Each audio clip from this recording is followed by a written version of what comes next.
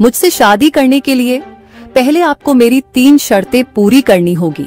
अरे ये क्या है? ये तो दलदल है। और जिन्हें भी ठुकरा देती है वो कभी वापस अपने राज्य नहीं लौट पाया।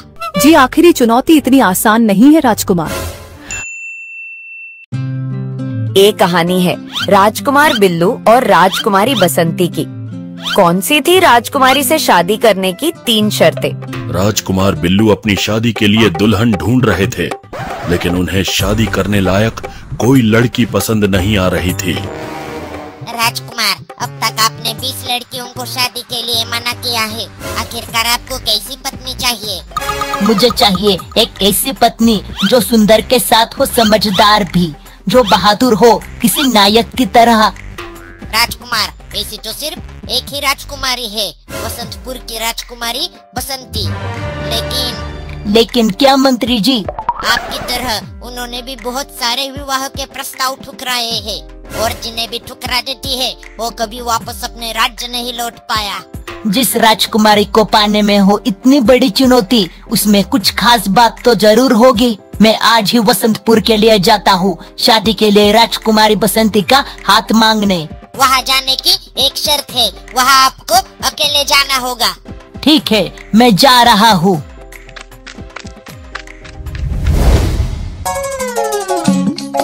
राजकुमार बिल्लू वसंतपुर के लिए निकल जाते हैं। रास्ते में ही उन्हें दिखता है कि 2 लोग एक आदमी को मार रहे थे, तो राजकुमार बिल्लू उसकी मदद के लिए जाते हैं। रुको, तुम लोग क्यों उसे मार रहे हो? इसके सिर पर देखो, ये एक राक्षस है और ये हमारा गुलाम है। लो पैसे, आज से ये गुलाम आजाद है। अरे वाह, इतना सारा पैसा, चलो यहाँ से। आपका बहुत बहुत शुक्रिया राजकुमार, आपने मेरी मदद की। तुम कौन हो? तुम्हारे सिर पर ये सिंह कैसे आए? मैं स्वर्ग का सिपाही हूँ। मैं वहाँ बहुत पागलपंती करता था, अपनी मनमानी करता था, किसी की भी बात नहीं मानता था। इसलिए मेरे गुरु ने मुझे श्राप दिया कि मैं जब तक किसी की मुसीबत में मदद नहीं करता तब तक मैं स्वर्ग में वापस नहीं जा सकता। क्या? हाँ, जैसे ही मेरा श्राप खत्म हो जाएगा मेरे सिंग गायब हो जाएंगे।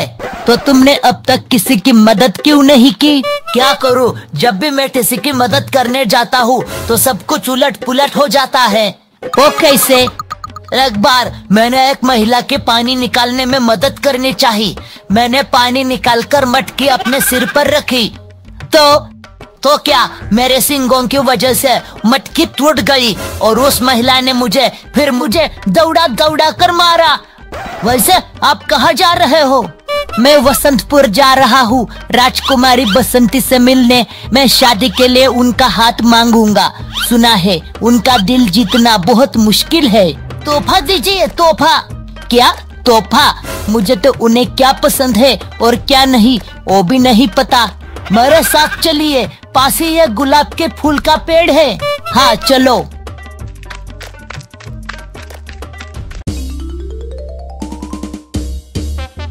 गब्बर और राजकुमार बिल्लू गुलाब का फूल तोड़ते हैं। तभी वहाँ एक रहस्यमय चिट्ठी आती है। क्या कर रहे हो? यहाँ क्यों आए हो? अरे ये क्या है?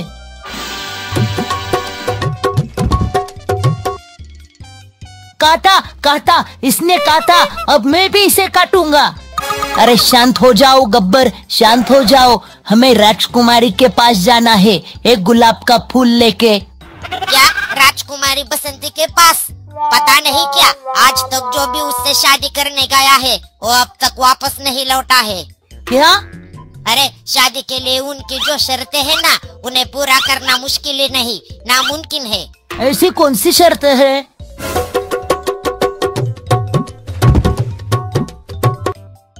काटा, फिर से काटा। चिट्ठी पागल है क्या? पागल, दिमाग लगाओ थोड़ा। अगर कोई वापस ही नहीं लौटा तो पता कैसे चलेगा वो शर्तें कौन सी है? चिट्ठी कही के अब तेरी खैर नहीं, मैं तुझे छोड़ूंगा नहीं। रुको गब्बर, इसे कुछ मत करो। राजकुमार बिल्लू, मैं आपको मरते हुए नहीं देख सकता। मत जाओ वहाँ राजकुमार, मत जाओ। मत जाओ, मत जाओ वहाँ, मत जाओ, मत जाओ। मैं नहीं रुक सकता, मुझे राजकुमारी बसंती से शादी करनी है। सब राजकुमार को बहुत समझाते हैं, लेकिन राजकुमार किसी की नहीं सुनते। इसलिए चींटीलाल और गब्बर उनके साथ जाने का फैसला करते हैं। तो चलो चलते हैं अब। मेरे इस जादुई चटाई पर बैठो, हम वहाँ उड़कर जाएंगे।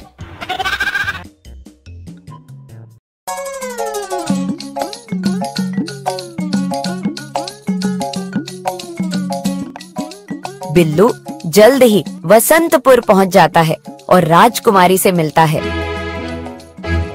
एक गुलाब आपके लिए। गुलाब से राजकुमारी बसंती का दिल नहीं जीता जा सकता। मुझसे शादी करने के लिए पहले आपको मेरी 3 शर्तें पूरी करनी होगी, और अगर नहीं कर पाए तो आप जो चाहे सजा दे सकती है, मैं तैयार हूँ। हाँ, कहने से पहले एक बार शर्तें तो सुन लो। मैं किसी शर्त से नहीं डरता। बात सिर्फ शर्त की नहीं है, राजकुमार बिल्लू श्राप से मुक्त करने की है। श्राप? कैसा श्राप? जल्द ही आपको पता चल जाएगा राजकुमार। राजकुमारी बसंती राजकुमार बिल्लू को अपनी पहली शर्त पूरी करने के लिए ले जाती है। विवाह के बाद पति को पत्नी के अवगुण छोड़कर सिर्फ गुण ढूंढने चाहिए। इसलिए मेरी पहली शर्त में आप इन चावलों में से छोटे छोटे पत्थर के कण बिनकर इन्हें अलग करेंगे, पर एक काम आपको अगले आधे घंटे में खत्म करना है। क्या? इतनी जल्दी? इतना मुश्किल काम मैं अकेले कैसे पूरा करूँगा? ओए, किसने कहा आप अकेले हैं राजकुमार? हम हैं ना यहाँ।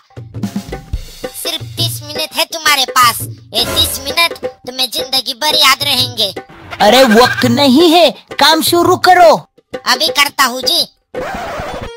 राजकुमार बिल्लू चींटियों की मदद से चावल में से पत्थरों के कण अलग करते हैं और पहली शर्त पूरी करते हैं।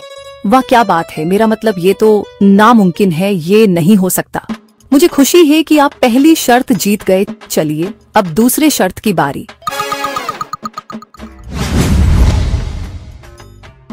दोनों दूसरी शर्त की ओर जाते हैं, जहां बिल्लू को बहुत सारी मूर्तियां दिखती हैं। विवाह में जरूरी है कि सूरत से ज्यादा चरित्र देखा जाए, और चरित्र पहचानने के लिए तेज नजर होनी चाहिए। इन सब मूर्तियों में से बस एक असली औरत है। आपको दूर से ही देखकर उसे पहचानना है। एक काम तो चींटीलाल बड़े आराम से कर देगा। चींटीलाल हर मूर्ति के पास जाकर उसे काटने की कोशिश करता है, ताकि वो पहचान सके कि असली औरत कौन है। जैसे ही वो असली औरत को काटता है, वो अपनी पलकें झपकाती है और बिल्लू को पता चल जाता है कि असली औरत कौन है। आप कहाँ जा रहे हैं? क्या आप इतनी जल्दी हार मान जाएंगे राजकुमार? मेरी डिक्शनरी में सिर्फ फूलों का हार है, जो मैं आज आपको पहनाऊंगा। अच्छा, तो कहाँ से खरीदी ऐसी बकवास डिक्शनरी? तीसरी लाइन की दूसरी मूर्ति नहीं है। वाह, क्या नजर है आपकी। अरे, मूर्ति की आंखों में आंसू। यही तो श्राप है राजकुमार। ये सारी हमारी बहनें हैं, जो श्राप की वजह से पत्थर की मूरत बन चुकी है। क्या? अगर आप हमारी तीसरी शर्त पूरी कर देंगे तो ये आजाद हो जाएंगी। मुझे आप पर पूरा विश्वास है। चलिए अब तीसरी शर्त की बारी। राजकुमारी बसंती और बिल्लू रेगिस्तान में जाते हैं, जहां तीसरी शर्त थी। शादी के लिए जरूरी है कि दुख भरे रेगिस्तान में भी उम्मीद को ढूंढ लाया जाए। मैंने इस रेगिस्तान में अपनी अंगूठी छुपाई है। उसे आप अगर सूरज ढलने से पहले ढूंढ पाए तो मेरी बहनें श्राप मुक्त हो जाएगी और मैं आपसे शादी कर लूंगी।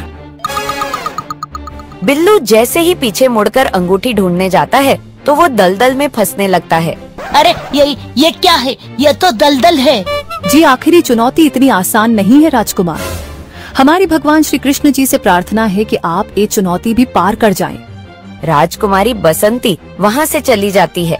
तभी बिल्लू को याद आता है उसके पास गब्बर है। वो तुरंत उसे बुलाता है और गब्बर उसके सामने प्रकट हो जाता है। अब देखना मेरा कमाल। इस रस्सी को पकड़िए, मैं आपको बाहर निकालता हूँ।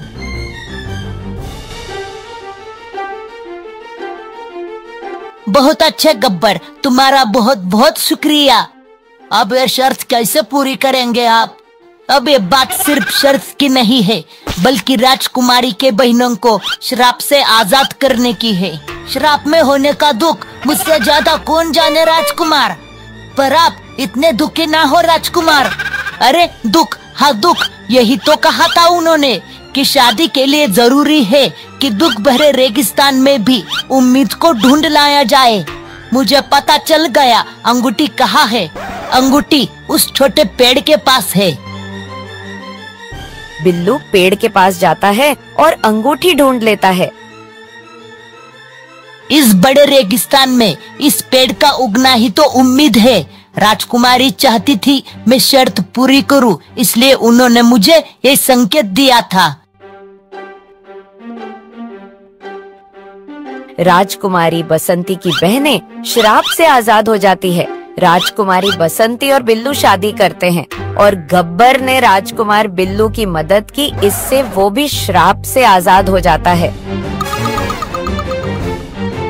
आजाद हूँ मैं चला अब। ये गब्बर किसी का बाप से नहीं डरता।